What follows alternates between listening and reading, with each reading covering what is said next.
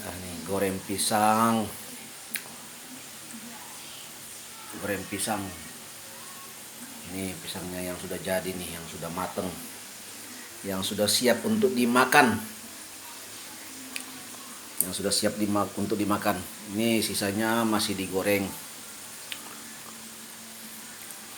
Jadi selanjutnya itu nanti kita akan masak untuk ikannya.